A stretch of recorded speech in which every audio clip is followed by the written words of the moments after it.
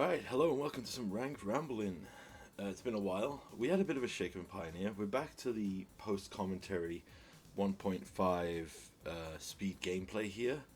And our first opponent, iHardy, is playing a very cool style of deck here. They're playing a blue-black demons deck slash kind of Lazav shell. It's very interesting, but we'll let that play on in the background here. We're getting a bit flooded. We get our cornucopia spell pierced, which is not a big deal. We got enough mana to keep going. At this point, I'm not sure what they're doing. And then I see a Lazav, and I'm like, oh, cool. This is like the old school Uro Titan Lazav deck that they're trying to make. So we need to keep that off the table, because it's very clear that this must be part of their plan. So, love having Pulse and Pioneer. But yes, so this is an Annex deck built around Lazav and Demons and other stuff like that. And we'll call out key parts as it happened. We are running the Omnath deck. So, one of the big reasons for us running this is, well, for lack of a better term, with Jegantha gone, I've just gone to the optimal Yorion build of the deck, and the Yorion build works significantly better with Omnath in it. That being said, there is a lot to be said for stuff here. See, Archery into the Dross, we exiled that. And we'll put Yorion into hand. We're just trying to buy time here. We're going to play another creature and just keep going. So, we are now 1 week removed from the most recent ban and restricted, and I wanted to sit on it for a week before I fully talked about it. Big thing, obviously, Pioneer was technically given a ban and restricted. We lost Jegantha, and I'd done a separate video a week later. I wanted to sit on my feelings, because originally I was super peed off. I do agree with the banning, but obviously it hits one of my favorite cards because I love playing Jegantha. I have for my main commander deck, I have an altar of me as an anime character as a Niv Mizzet, renamed as the Holder of Answers, which is what my nickname is in the game store when I play my interactive Niv decks. Oh, we got Keranos, so key point here. Keranos is pretty much unkillable in this deck, so I'm going to swing in with Yorion here, and I'm going to make this conscious decision to potentially hit the board wipe here, because Keranos is just going to buy us advantage over time with his ability. So for those who don't know, I like running Keranos in this deck. And they top deck another Lazav, which puts us in a bad position. So Lazav, Keranos has the ability that the first card you draw is revealed. If it's land, you draw an additional card. If it's non-land, you get to bolt something, which can be very relevant. So here we go, trying to keep going. We get Fatal Push, which hurts there. But yes, so I was very upset, and I have a Jegantha altar, which is set as my late dog that passed away. So yeah, I literally just got that very recently, so having Jegantha banned has very much upset me, but I wanted to sit on those feelings for a week and think about it without doing like an emotional response to it. And yes, I do believe Archfiend comes down, so we could be in trouble here. Let's hope we can grab something. We grab the one thing which won't deal with it.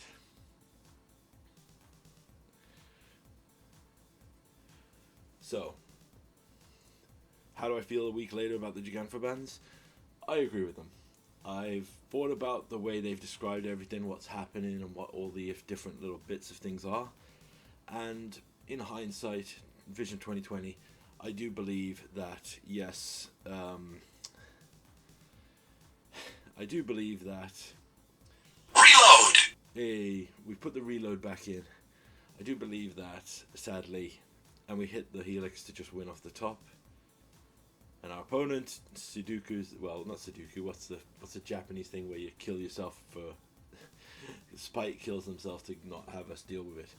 So, how does things sit now with the feeling of the Jegantha ban? I fully endorse it. I think that, yes, it is restrictive. Aggro decks just getting a free roll of playing it to kind of give them a late game does obviously mean that it's not a good thing. Now, I also, as you'll see in a different video, I make the argument that Yorion should have also been banned, because Lois was banned because they said this is a problem in Eternal formats, it's going to become a problem in Pioneer eventually when we get more stuff. Jegantha was banned in Modern because of restriction and homogeny with certain decks, and they were like, yeah, it's going to become a problem in Pioneer eventually, let's ban it now. I agree with that. Yorion was banned in Modern, and one of the main reasons was deck dexterity, which is BS. We know it was because they didn't want to ban anything from Modern Horizons 2. But they argued that this is the thing. That reason exists in Pioneer. Like right in my opening hand here, I have Fable Passages. One of the main spells is Bring to Light to search my deck and shuffle. So, honestly, I think that Yorion does need to go as well, for the sake of a consistency ban list. And I hate that, because it means that people won't be as confident to buy into like big decks and stuff. But with that in mind, I will also say that one thing that has really sat with me here, I feel that the Jegantha ban just being thrown in was literally a here's a bone, Pioneer players, we totally thought about you. I understand that Modern was in a critical mess and needed an emergency, like someone needed to go in there with like a submachine gun and gun down everything that was a problem, and then, you know, torch the building to rebuild it. Like, yeah, I am 100% on board with that. Modern was a mess. Still is a mess in my opinion. I don't think they fixed anything. I think it's still going to be an issue. My biggest feel bad / thing about the Pioneer meta is everything they specify. It restricts deck building. It's present in multiple strategies. It is something that, you know, is hurting deck diversity. That applies to Fable of the Mirror Breaker. Reload! And I 100% am really peed off. I feel that they didn't even look at it, because Fable goes in so many decks. Here's the deal. This deck someone is playing here, this blue-black demons. Let's be 100% real. Oh, by the way, this is lethal damage here with the Niv swing, which is very good. We did some Exactsies there to take it down.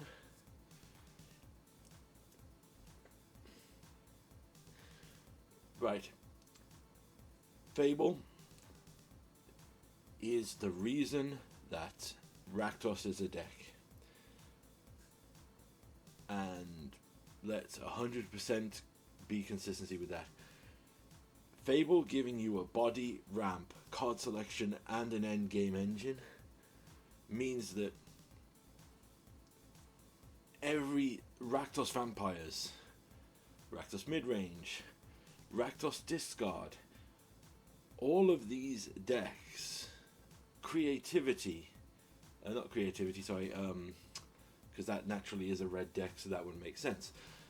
All those decks that are black X, I am 90% sure would be something else. They'd be maybe, you know, maybe Rakdos Vampires would be Azorius Vampires, you know, black, Orzhov Vampires. Demons would be potentially that blue-black one that my opponent was playing there, that cool kind of stuff to go there.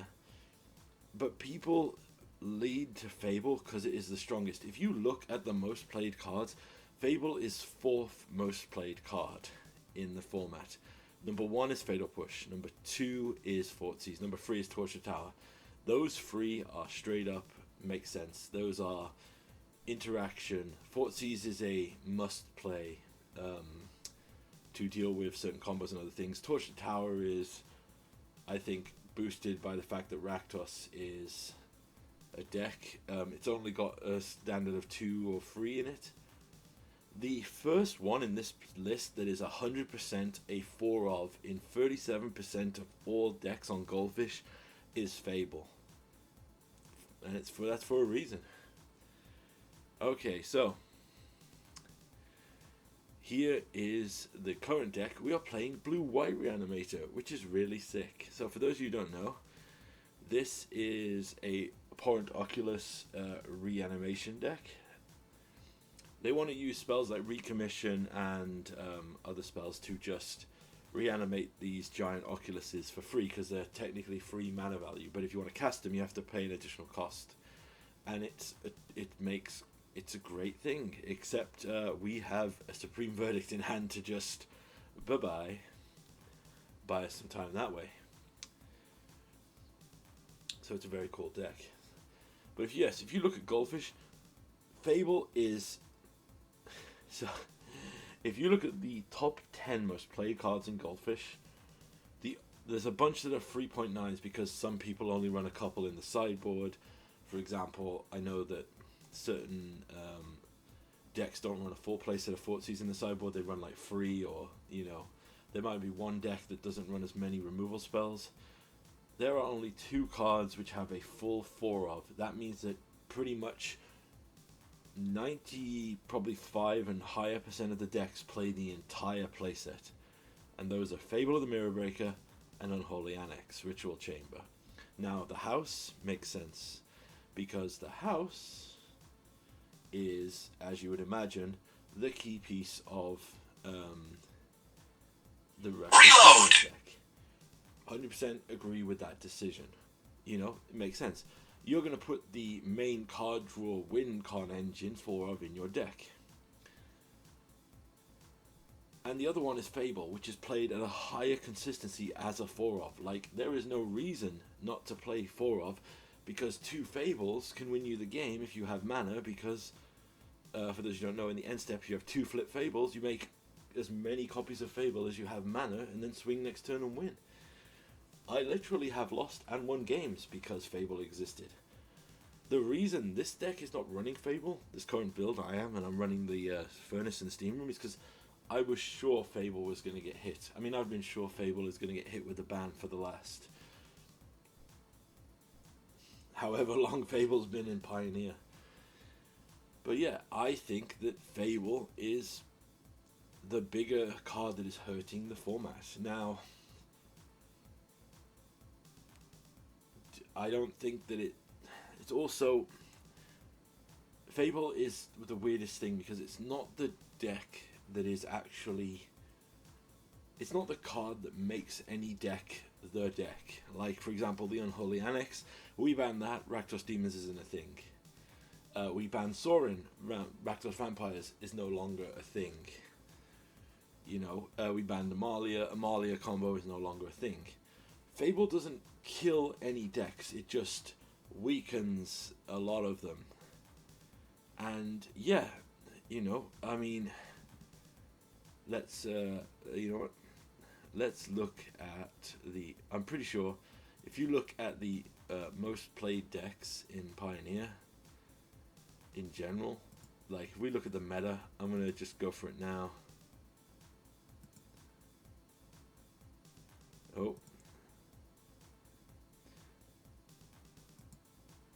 If we go to Pioneer, I'm just going to have a look while this gameplay is going on. Right, we look at Pioneer. The current meta game, 25% is Rakdos mid-range, which is Rakdos Demons / traditional Rakdos mid-range. That's a Fable deck.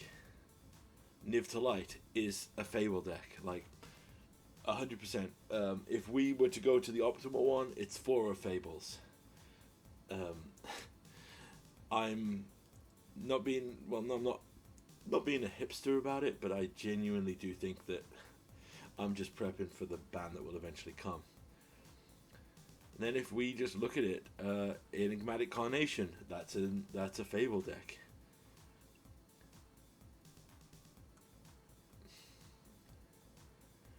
And honestly, this is one of the main things that I said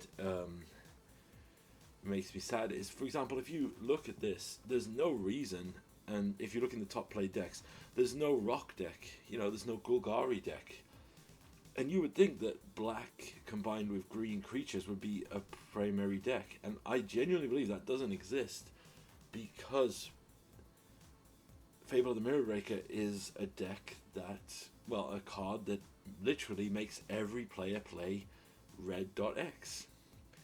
If you look at the other red options people have, Blood Type Harvester, a 2-mana 3/2, that's not that big. Torch the Tower, there's better removal in black. They don't have any huge threats or things like that. I just don't get why the logic of this is. Now, it's not, like I said, it's not the biggest emergency ban that needs to be done. I think Pioneer is actually in a really healthy place. Like we've seen here, I'm highlighting 2 really cool, really different, unique decks people are playing.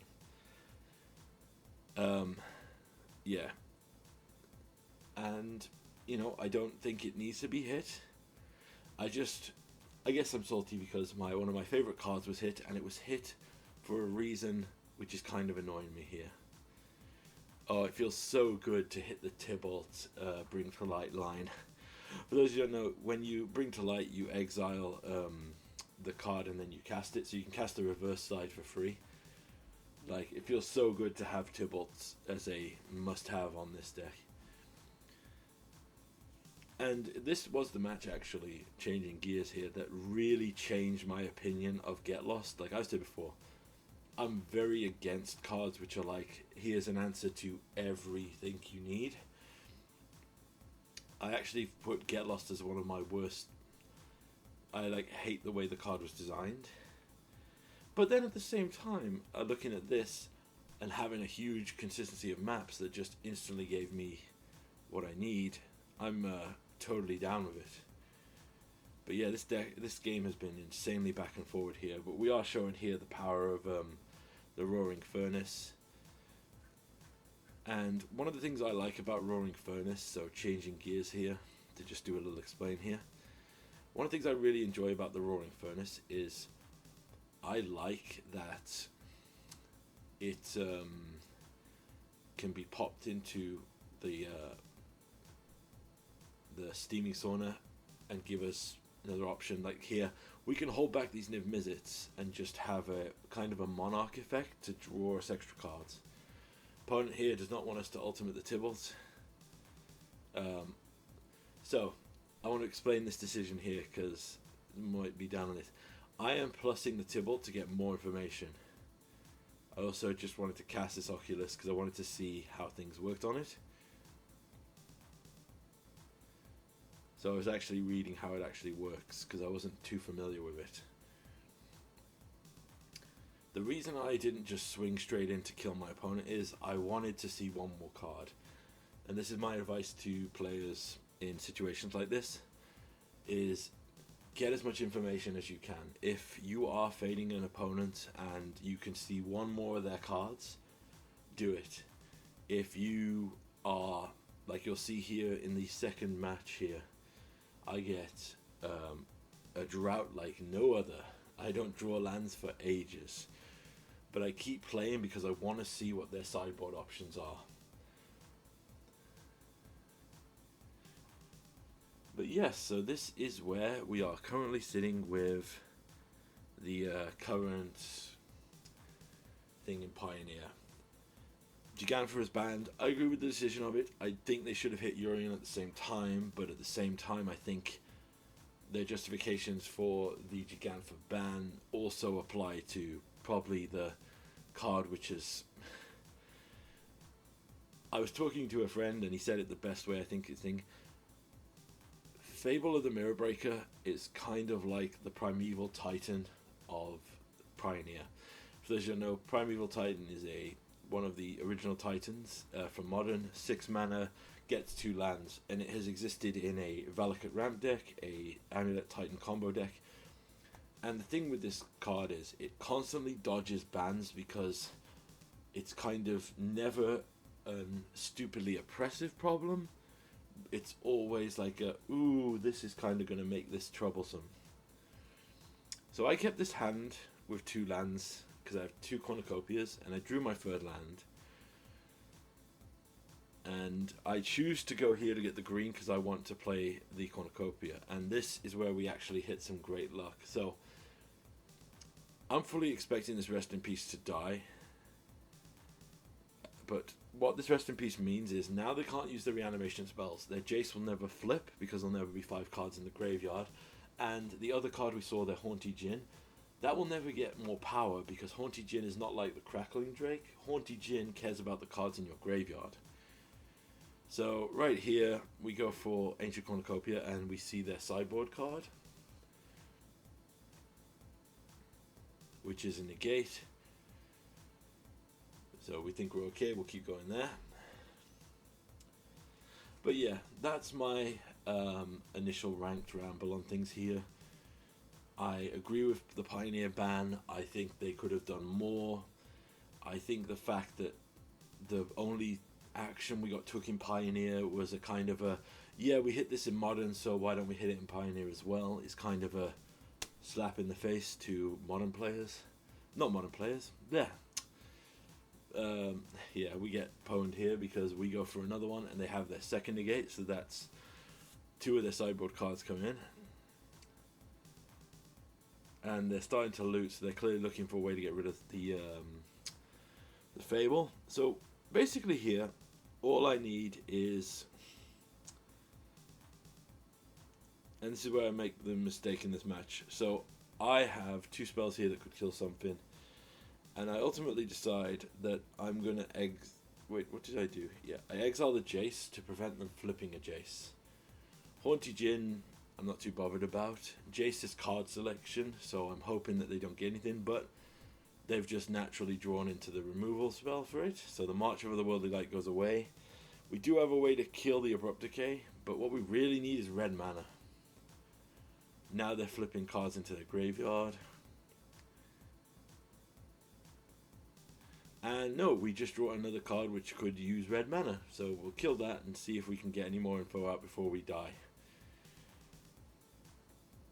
They get the Founding of the Third Path here, which then lets them cast Recommission for free, and they have another Jace here, so we draw literally not a Leyline Binding, and I make a decision here which was a mistake.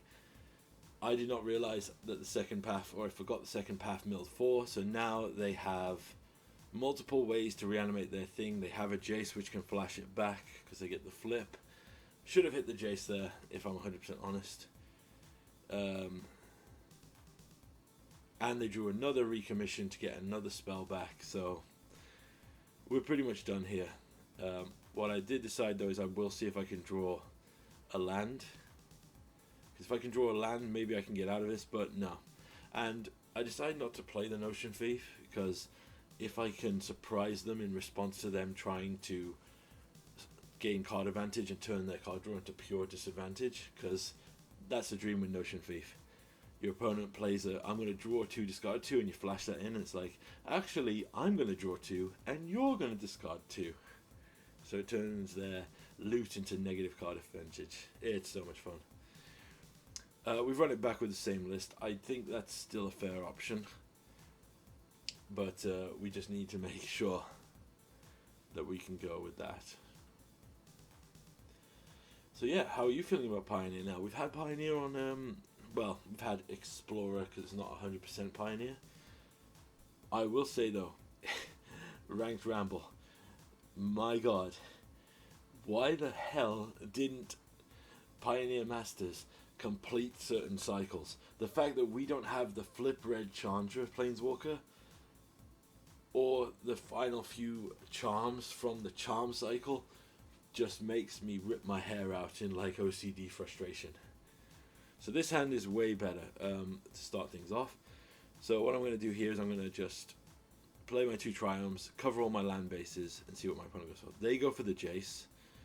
So I'm going to play this land, and I'm going to run out the Caryatid. My plan is, I want Omnath down with a Fable Passage, because I can make stupid mana and do a lot of interaction and draw an additional card. Our opponent is going there. Plus, we saw their sideboard were negates to answer more of our non-creature spells. Abrupt Decay gets around that, and Omnath being a creature can't be countered that way. So, let's see what they go for. They put an Otherworldly Gaze in the graveyard. We draw another Fable, which is absolutely insane if Omnath lives, because we can do some stupid stuff. So we'll play Omnath, draw a card, play a land, which will give us 4 life, and then we'll get 5 mana here. So, I am pretty sure they're holding up the negate here. So I'm going to use the Ancient Cornucopia here as a bait spell. But it resolves, which throws me off. So thinking that they're still holding up a counter to protect the Jace, I'm going to use the Abrupt Decay, which can't be countered, to kill Jace. Because like I said, I'm still sure they're holding up something. Turns out it was potentially a Faithful Mending. But we've seen negate, so we should play around the potentially negate cards. Okay, they play a Haunted Djinn and a Surveil Land, so they're fully tapped out. With a Fable Passage here, we can get a Tibalt on the field, and Vanishing versus the Haunted Djinn, which is absolutely insane. So, opponent's tapped out. I'm going to Vanishing verse first, because we have I don't want the auto tapper to completely F me over. That's always my advice, is do it that way. Tibalt flips 2 cards. We find a Helping Hand here, which is pretty nice. So what this will let us do is, if they kill our Tibalt, we can reanimate the Valky and potentially steal a card.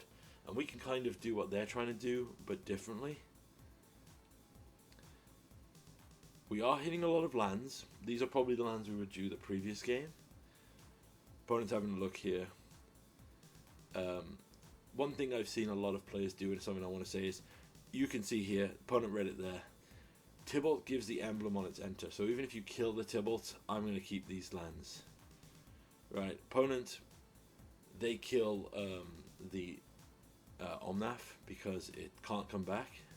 And they're just digging now. They're looking for some way out of this.